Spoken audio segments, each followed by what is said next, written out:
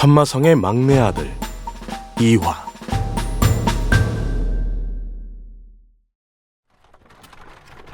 처음에는 헛것이 보인다고 생각했다. 힘겹게 눈을 떴을 때 가장 먼저 눈에 들어온 것은 마차의 천장이었다. 분명 죽었는데 꿈을 꿀 수도 있나. 이상한 생각에 눈을 몇 번 깜빡여 보았지만 마차의 천장은 사라지지 않았다. 볼이라도 꼬집어 보고 싶었다. 하지만 발을 살짝 움직이려는 순간 엄청난 고통이 밀려왔다. 화성우는 자신도 모르게 비명을 질렀다. 가슴을 찌를 듯한 고통은 너무도 생생해서 결코 꿈속의 일이 아니었다.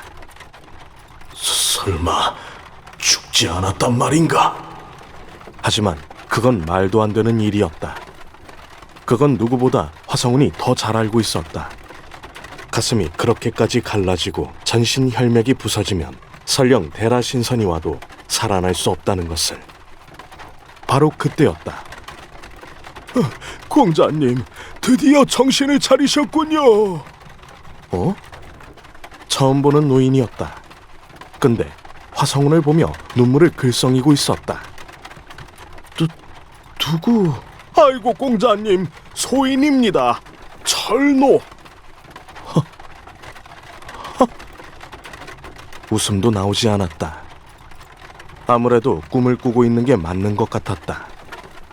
철노의 나이는 화성운과 비슷했다. 한데 주책맞게 자신 보고 공자님이라니. 설마 나를 보고 하는 말이요? 상황이 하도 이상해서 혹시 자신 말고 마차 안에 다른 사람이 있는지 의문이 들었다. 화성우는 고통을 참아가며 고개를 돌려 마차 안을 살폈지만 역시 마차 안에는 철로 외에는 아무도 없었다. 아이고 이를 어째. 공자님, 혹시 소인을 기억하지 못하시는 겁니까? 아니, 기억을 못하는 게 아니라 처음 보는 얼굴이었다. 하지만 철로의 표정이 너무 심각해서 차마 입 밖으로 꺼낼 수 없었다. 공자님, 걱정하지 마십시오. 이제 곧 지부에 도착할 겁니다. 지부? 천마성의 호북지부 말입니다. 성으로 돌아가려면 시간이 며칠 걸릴 것 같아서 가장 가까운 곳에 들르려는 겁니다요. 뭐라고? 어찌나 놀랐는지 화성운이 상체를 벌떡 일으켜 세웠다. 이때만큼은 고통도 느껴지지 않았다.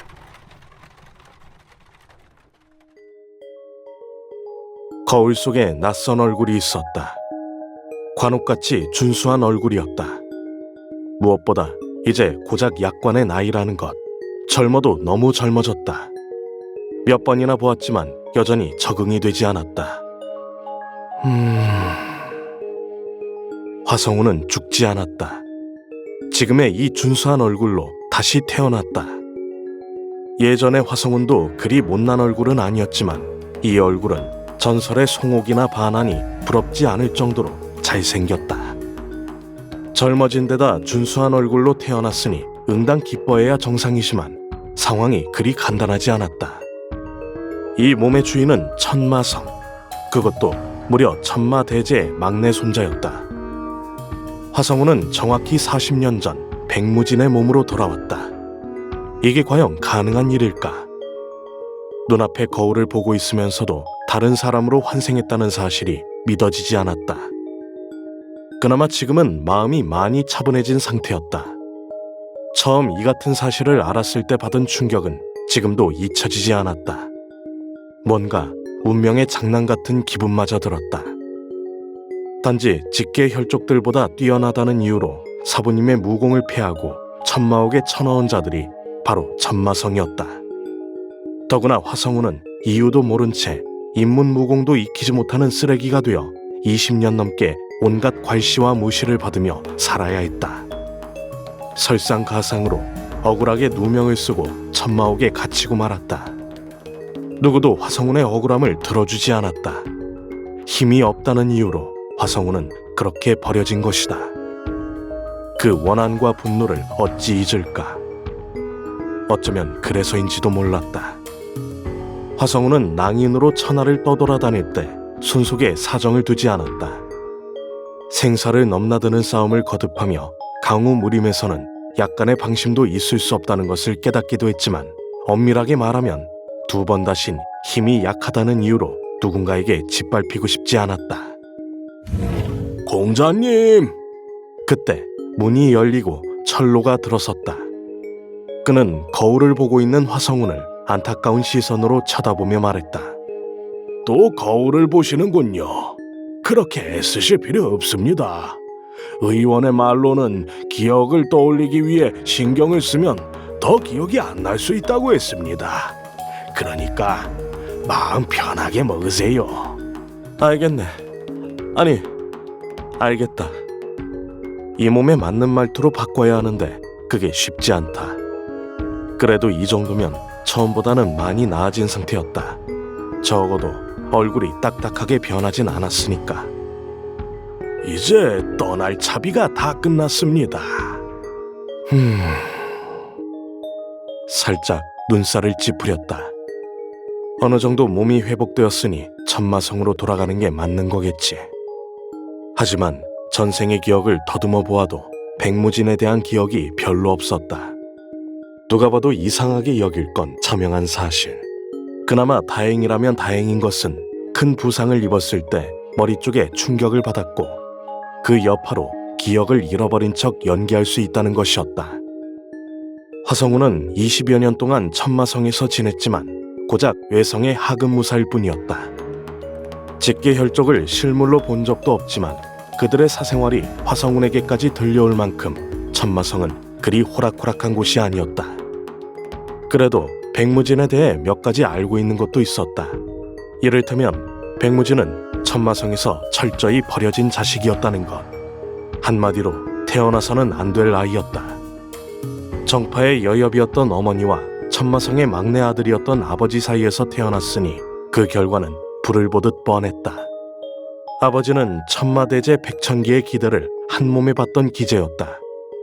그런 아버지를 망친 저주받은 아이. 어머니는 백무진을 낳을 때 돌아가셨고, 아버지는 그 이후로 영혼을 잃어버린 사람처럼 몇 년을 폐인처럼 살다 죽었다. 그런데 설상가상으로 백무진은 모든 것을 외가의 피를 물려받았다.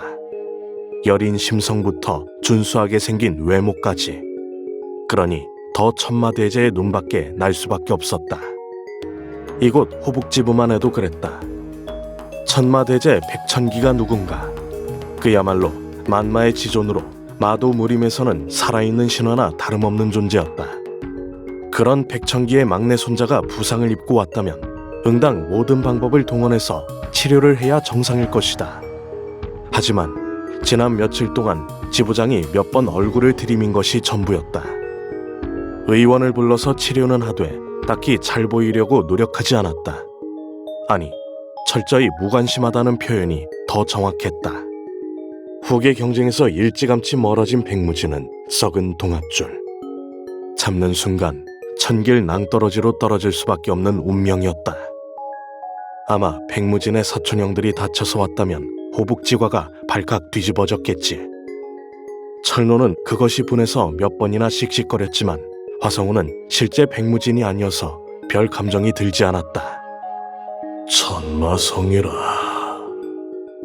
이제 어떤 식으로든 결단을 내려야 할 때였다. 애초에 도망치거나 피할 마음은 없었다. 화성우는 어떤 고난이 와도 결코 도망치거나 현실을 회피하는 성격이 아니었다. 다만 지난 며칠 동안 고민했던 것은 화성운이 처한 상황을 쉽게 받아들이지 못했기 때문이었다. 결론은 하나, 복수였다. 직계 혈족들을 모조리 제거하고 당당히 천마성을 손아귀에 넣는 것만큼 확실한 복수도 없다. 여린 심성의 백무진은 천마성에서 호구 취급을 받으면서도 싫은 내색 한 번 하지 못했는지 몰라도 화성우는 백무진이 아니었다. 철너, 앞장서. 그렇게 화성우는 성큼 한 걸음 내디뎠다. 화성운이 아닌 백무진의 이름으로.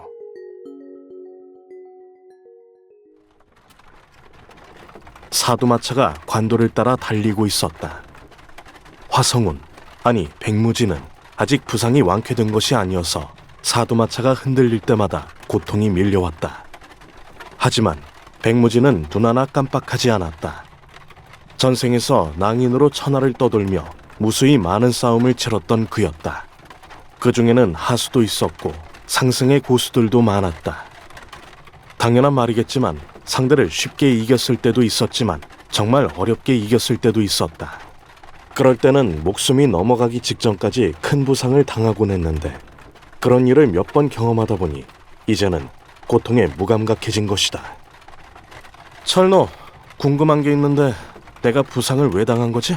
공자님께선 성주님의 명으로 마도행을 수행하시던 중이었습니다. 마도행? 들어본 적이 있었다. 마도의 후기 지수들이 무림의 명성을 얻고 자신의 존재감을 나타내는 방법 중 하나가 바로 마도행이었다. 정파의 문파에게 비물을 청하거나 아니면 위험지역에 투입되어 사건을 해결하는 것, 마도 문파 내의 분쟁을 해결해 주는 것 등등. 난이도에 따라 마도행의 역할은 천차만별이었다. 정파의 협객행과 비슷한 것이라 보면 된다. 그러니까 나는 마도 문파의 분쟁을 해결해 주는 것이었단 말이지. 공자님은 어려서부터 무공을 익히시는데 소질이 없었습니다. 설마 호부 밑에 견자 없다고 할아버지가 천마대제인데 무공에 소질이 없다는 게 말이 되나? 근데 이건 뭔가 묘하게 겹쳐진다. 전생의 화성운 역시 그랬었으니까. 대신 학문은 달랐지요. 어떤 서책이든 한 번 읽으면 바로 외우시는 천재이셨으니까요. 그런데 어느 날 공자님께서 성주님께 과거 시험을 보겠다고 하셨습니다. 당연히 성주님께서는 불같이 역정을 내셨죠. 천마대제는 철혈의 마인, 엄청난 무공광인데다 오직 강함만을 추구하는 성격이었다. 때문에 마음이 유약한 자들이나 학문을 한다고 생각했다. 단순히 혼만 난 게 아니겠군. 그야 당연하죠. 그 결과가 바로 마도행이었다. 원래는 간단한 임무였다. 철혈문과 송가장 사이에 상권을 두고 일촉즉발의 마찰이 벌어지고 있어서 어떤 식으로든 조치가 필요했다. 난이도로 치면 하급에 속할 마도행이었다. 철혈문과 송가장의 규모는 제자들이 100명 정도인 중소방파이기 때문이었다. 백무진의 사촌형들이 정파의 문파들의 비물을 요청해서 승리하고 명성을 얻은 것에 비하면 정말 보잘것없는 마도행이었다. 근데 이걸 실패했다고? 처음에는 공자님께서 적절하게 중재를 하셨지요.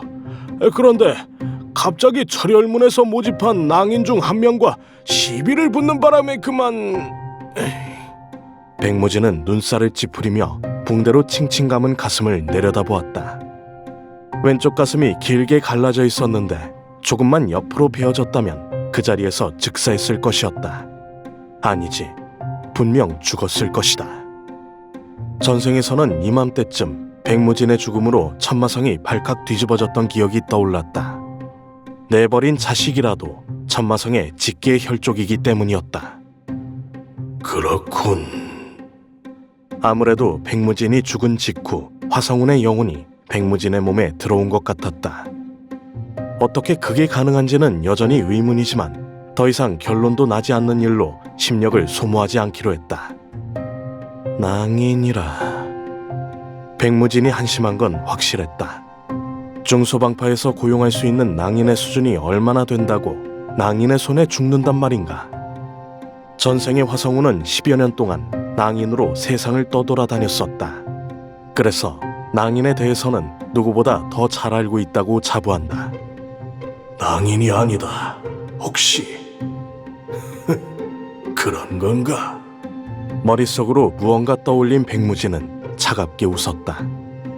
충분히 가능한 일이었다. 전생에서 자기 천마 성주의 자리를 놓고 직계 혈족들 사이에서 피보라 넘치는 전쟁이 벌어졌으니까. 공자님, 괜찮으십니까? 뭐가? 공자님께서 그렇게 웃으시는 모습은 처음 봅니다. 아무래도 전생의 습관처럼 세상을 조소하듯 입꼬리가 살짝 올라간 모양이었다. 그렇다면 낯설게 느껴질 법도 하지. 하루아침에 다른 사람처럼 보일 테니까. 하지만 그는 더 이상 예전의 한심한 백무진이 아니었다. 그렇다면 이제 자주 보겠군.